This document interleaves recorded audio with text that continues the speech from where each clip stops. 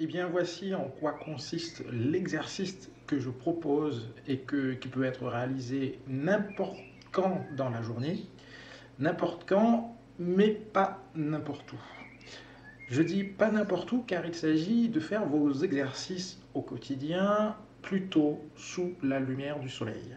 Pour une raison simple, je rappelle que nos visions, pour faciliter la régénération, a besoin d'un certain seuil de lumière, un certain niveau de lumière ambiant qui dépasse largement les 12 000 lux. Je rappelle que lux, c'est la façon dont on a de mesurer. C'est une quantité normalisée et qui permet de dire qu'on a plus ou moins de lumière. Donc un lux, c'est pas beaucoup de lumière. 100 000 lux, c'est énormément de lumière, par exemple sous le soleil à midi. Donc, si vous avez saisi qu'il faut faire vos exercices dans un environnement assez lumineux, je dirais qu'il faut le faire plutôt le matin entre 9 heures et midi, où les meilleurs rayons du soleil et tous ses apports sont beaucoup plus bénéfiques qu'en fin de journée. Si c'est nécessaire pour vous de le faire uniquement dans les fins de journée, bah faites-le si besoin, mais choisissez pas forcément de rester sous une ambiance lumineuse artificielle avec des lampes, des halogènes. Choisissez plutôt les rayons naturels du soleil. Quand vous avez compris que vous avez un espace-temps qui vous convient entre 15 et 20 à 30 minutes, il n'y a pas grand-chose à faire en fait. Il faut tout d'abord saisir que il faut essayer d'évacuer un maximum de blocage. La première chose consiste au regard de ce que vous avez l'habitude, c'est de sentir, de ressentir avec vos doigts par exemple, au niveau de toute cette partie qu'il y a à partir d'ici, sur les points névralgiques et musculaires au-dessus des lèvres, et donc au-dessous de cette cloison nasale. À partir d'ici, on va essayer de ressentir avec les doigts toutes les parties qui semblent un peu rigides, un peu dures, comme si des muscles ont été trop sollicités, gonflés, et peut-être à certains endroits d'ailleurs ça peut vous faire mal. Ça peut être jusqu'à la partie du globe oculaire, de l'espace ici où les yeux se situent, qu'il peut y avoir des tensions. Je dis bien tension, c'est-à-dire quelque chose d'un peu dur, d'un peu rigide, et sur lequel lorsque vous appuyez, vous avez une certaine douleur. Il faut les identifier. Il faut les identifier car c'est à ce moment-là que vous allez comprendre que beaucoup de choses sont reliées. La vue, mais aussi toutes les nervures qui vont en direction de la bouche, et notamment vers l'intérieur de la bouche, c'est-à-dire vers les dents. Et que souvent, bien des choses sont reliées. Certains vous diront d'ailleurs que bah, si vous soignez bien vos dents, vous êtes en bonne santé. Donc vous voyez, il y a beaucoup de choses qui sont reliées. Et donc, on va essayer, nous, d'abord, d'identifier ce qui va mal pour essayer, avec ses doigts, de le masser. Je ne conseille pas l'acupuncture, c'est-à-dire des aiguilles. C'est pas forcément le plus efficace, parce qu'il faut quand même traiter de l'énergie naturelle que l'on a dans les doigts.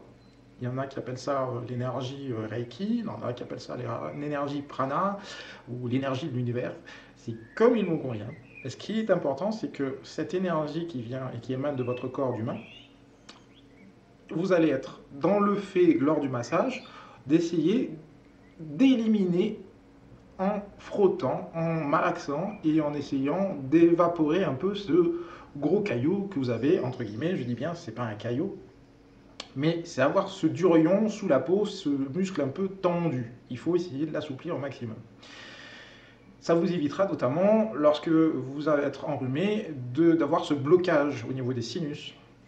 Parce que souvent, la partie musculaire et nerveuse que vous avez là, si elle est bloquée, et bien, ça va faire cumuler une partie négative de l'énergie dans cette partie de la cloison du sinus en direction du troisième œil.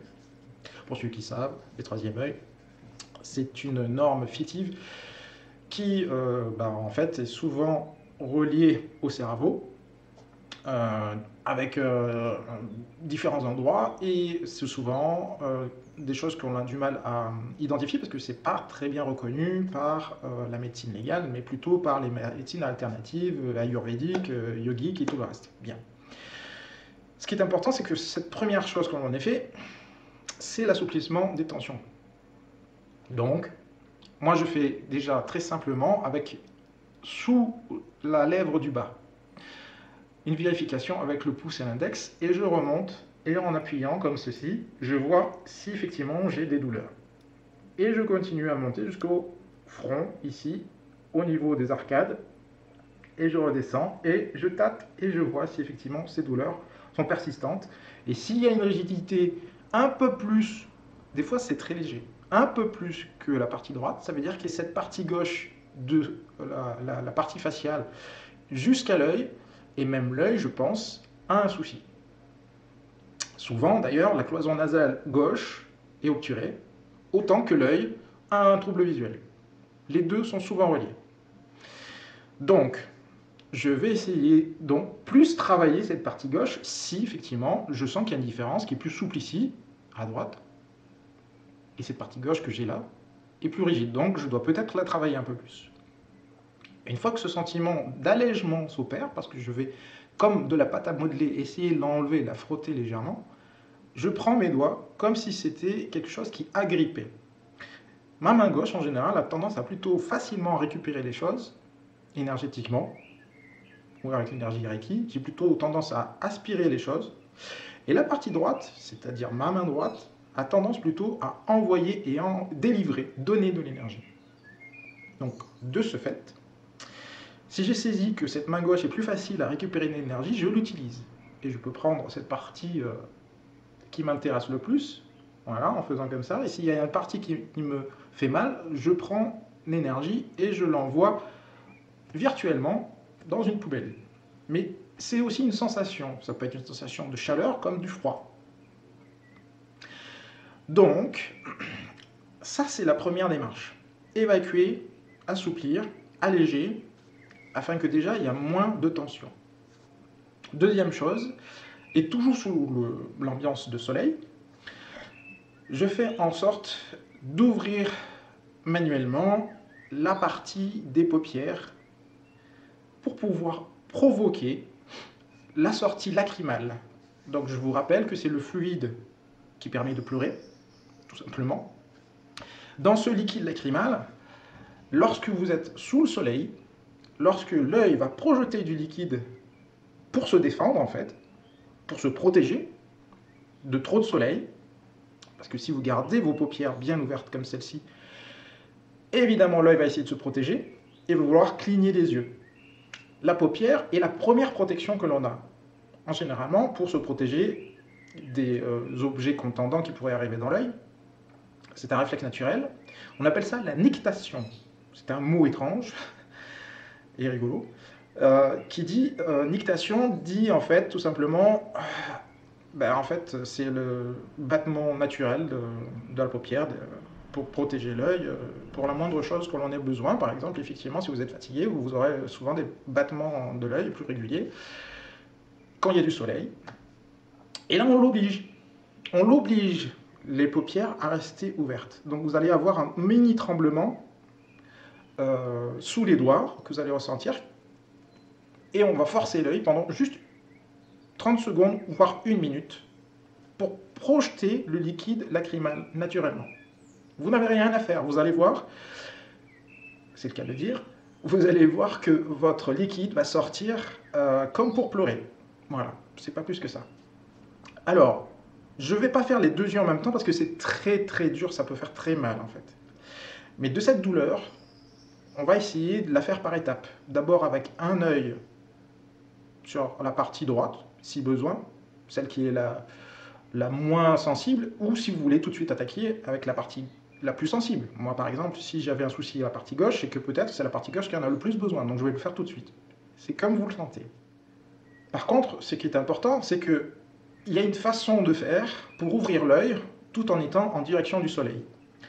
Petite parenthèse, ne regardez pas le soleil en direct. Mettez-vous dans la direction du soleil.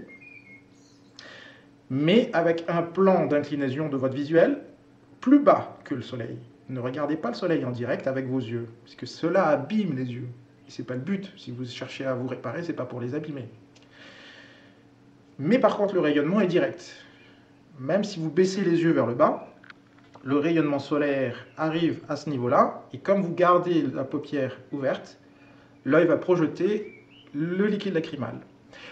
Dans ce liquide lacrymal, il y aura de la dopamine, qui est entre guillemets comme une petite drogue pour l'œil, qui va l'aider à harmoniser le problème visuel. Et quasiment, c'est fluidifier en fait tous vos outils que vous avez dans l'œil, les nerfs, les muscles. Et cette dopamine, c'est l'outil principal de la régénération de vos cellules, qui va d'ailleurs vous servir, et ça c'est très bien pour les femmes, c'est que, mesdames, dans vos yeux, le liquide lacrymal va vous permettre de régénérer les petites difficultés que vous avez ici sous la peau. En fait, vous avez souvent des rides à ce niveau ici, même moi qui commence à vieillir, je vais en avoir. Mais ce liquide lacrymal et cette dopamine, vous pouvez la réutiliser lorsque vous pleurez pour assouplir et régénérer la peau qu'il y a ici sous les paupières. Et c'est ce qu'on va faire en fait pendant les 30 à 1 minute de travail. Pour chaque œil, je vais prendre par exemple cet œil ici, je vais prendre mes 2 doigts, le pouce, l'index, et je vais tenir la partie basse comme ceci et la partie haute comme cela. C'est pas très joli à voir, je l'admets. Je regarde donc pas le soleil, mais je baisse les yeux un peu vers le bas, et je vais le faire tout de suite. Je vais laisser l'œil gauche, je laisse ouvert, mais je le cache. Et vous allez voir, mon œil l'œil droit devient rouge et va effectivement faire couler le liquide lacrymal au bout d'1 minute. Et c'est normal. Il y aura plus ou moins de liquide lacrymal en fonction, voilà, en fonction de la durée d'ensoleillement, de l'ouverture de votre exercice et du besoin de l'œil. Le corps est très intelligent et il va délivrer le seuil minimal ou maximal de dopamine pour l'exercice que vous provoquez. Je vais donc récupérer cette partie du liquide et étaler sur la paupière pour régénérer cette partie de l'œil qui en a besoin. Je vais faire la même chose tout de suite pour l'autre œil, reprendre le même processus et garder l'œil pendant 1 minute ouvert jusqu'à ce que ce liquide sorte naturellement. Alors, cette démarche peut faire peur parce que pour certains, il y a une douleur qui s'opère. Mais cette douleur amène le liquide à sortir avec une information très importante. Cette information, c'est le nombre total de dopamine qu'il vous faudra. Il va le délivrer. Plus il y a de douleur, plus il y aura de la dopamine. Et c'est grâce à cela que la régénération va s'opérer.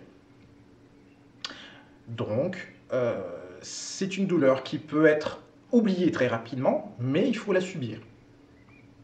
Mais c'est vous qui la provoquez, ce n'est pas quelqu'un d'autre. Donc votre corps va se dire, eh bien, je vais quand même tolérer cette douleur, puisque je sais qu'à la fin, je vais en avoir un grand bénéfice. Cet exercice est presque fini, parce que j'ai déjà le sentiment, moi, d'avoir un soulagement pour 2 raisons. Un assouplissement des tensions que j'ai ici au niveau des muscles et nerfs, et 2, que j'ai fait venir ce liquide lacrymal de manière fluide et instantanée. Le corps a délivré la totalité de ce qu'il est capable de faire, et pour le besoin immédiat. Maintenant, le dernier exercice qui est bon de continuer à faire, c'est tout simplement que, en fait, votre exercice peut se terminer par un exercice visuel, mécanique de votre œil. Vous allez simplement regarder votre main à différentes distances de votre œil pour que vous puissiez faire la mise au point des détails. C'est comme un appareil photo, en fait. Et vous essayez de le faire pour chaque œil. Vous pouvez le faire pour les 2, puisque vous pouvez regarder les mains de temps en temps pour voir si c'est net sur la paroi de vos mains ou sur les parties latérales de vos mains. Grâce à cet exercice, vous allez pouvoir demander en fait à l'œil à pratiquer et à se réexercer, à voir de près et de loin. C'est pas rien, parce que vous êtes en plus avec un supplément de dopamine et un exercice mécanique qui va obliger l'œil à retravailler ce que vous aviez du mal à faire. Et voilà comment vous êtes en train de ralentir les troubles visuels, les soigner par ce liquide lacrymal et le régénérer parce que vous retravaillez comme un sportif le ferait après s'être cassé un muscle. S'il retravaille derrière cet accident, il va pouvoir récupérer une certaine capacité. Et c'est ce qui se passe lorsque vous retravaillez tout de suite dans la foulée avec le taux de dopamine nécessaire. C'est une réflexion importante. J'apprécie beaucoup les gens qui font les médecines alternatives. J'apprécie beaucoup la médecine légale. Mais elle a ses limites en cela. C'est qu'ils n'ont pas compris qu'il y a 3 choses simultanées à faire en fait. 1, c'est le seuil de lumière. La première chose, c'est qu'il faut un certain seuil de lumière, suffisamment d'intensité lumineuse pour travailler cet exercice. 2, il faut le liquide lacrymal et sa dopamine. 3, il faut exercer dans la foulée et travailler visuellement les muscles pour essayer de réhabituer le cerveau à travailler avec ses muscles. En ayant la lumière, la dopamine et le liquide avec cet exercice musculaire, les 3 ensemble, vous revenez à un soin régénérateur. Et voilà l'exercice. Vous vous mettez devant le soleil, vous ne le regardez pas, vous faites un assouplissement des tensions, une ouverture des paupières pour faire sortir les larmes, et un travail de mise au point pour les 2 yeux, l'un après l'autre, ou les 2 ensemble, en fonction de vos besoins. Et cela peut durer entre donc 15 et 30 minutes au total, à faire une fois par jour, tous les jours, jusqu'à la fin de votre vie. C'est comme faire du tai chi, comme faire du yoga, comme faire des exercices sportifs tous les jours. Il faut le faire. Sinon, vous avez une perte exponentielle de votre vue, malgré le port des lunettes, malgré les médicaments et peut-être aussi malgré les chirurgies optiques que vous auriez fait. Donc vous avez tout en main, à vous d'essayer cet exercice et pourquoi pas de notifier sur un petit cahier les avantages que vous avez réussi à avoir chaque jour un peu.